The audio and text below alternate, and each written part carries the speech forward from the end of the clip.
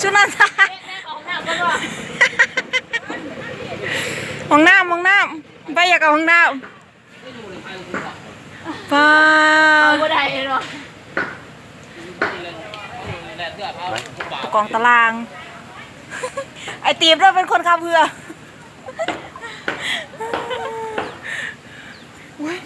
คมเลยนี่จะสิโดนโรคเหรอนี่เนาะอุ้ยลังบ้านตัวเบิร์ดพี่น้องจอบร้อยลังบ้านโอ้ไปทางไหนบ่เนี่ยไปเลยเด้อมาบรรยากาศแบบเดียวเลยข้าไป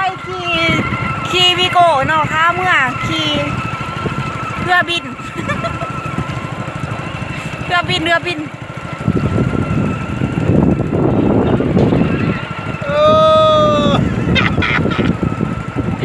ทีวีถ้ามันซ้ำก็เอาเชียร์วางที่น้ำถั่วเบิ้ลเป็นยังไงทำว่าท่าขาดวะนี่ไงนกน้ำเด้อโอเคคอยเราใหม่เด้อไม่นะจ๊ะที่ว่าเพ้นตาโต๊ะกี่ดุมเด้อขี้เหือ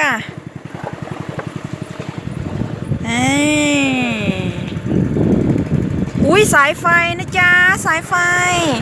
โอ้ยน้ำท่วมจะจำสายไฟพี่น้องท่วมเป็นเวิงกว่าง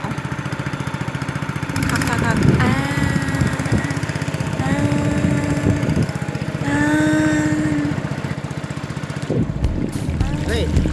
แล้วจอดกันอีกไหน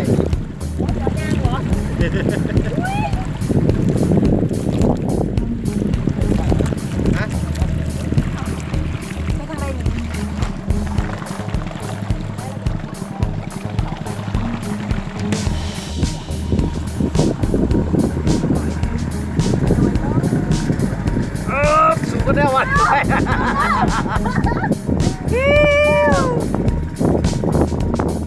ชักนะ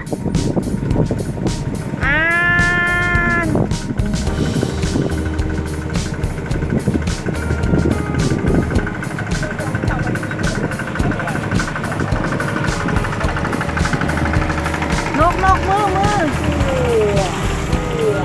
ว้าวฝนมาแล้วฝนเจลงมา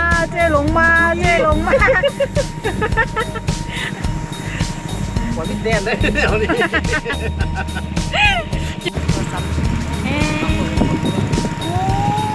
น้ำยังสิบ้าอย่างนี้เนาะไฟเนาะขอบคุณเนาะ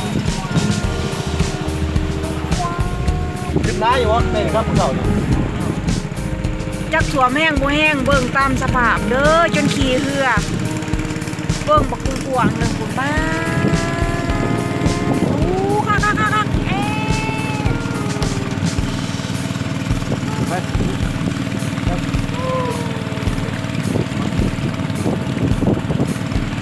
อุ้ยกบฟ้าวสวยมาก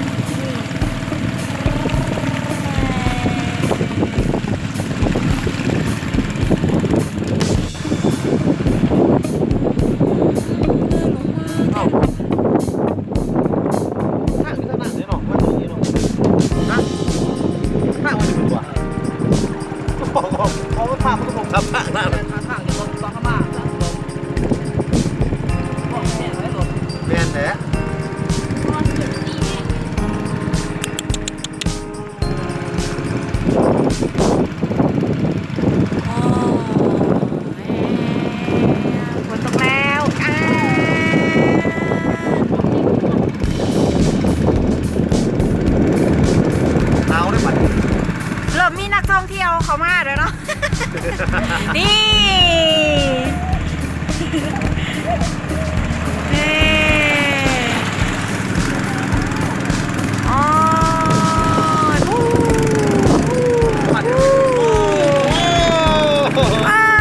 รถลอยน้ำแข่งกันกับเพื่อว้าวเดี๋ยวจะประซักเด้อทางไปวัดภู อยู่น้องเวียนอยู่บ้านน้องเวียน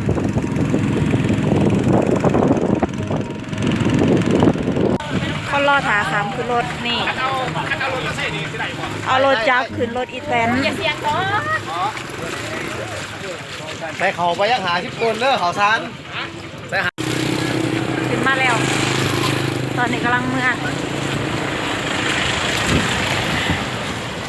ตามแคมทางแถวนี้แมนท่วมเบิดเด้อ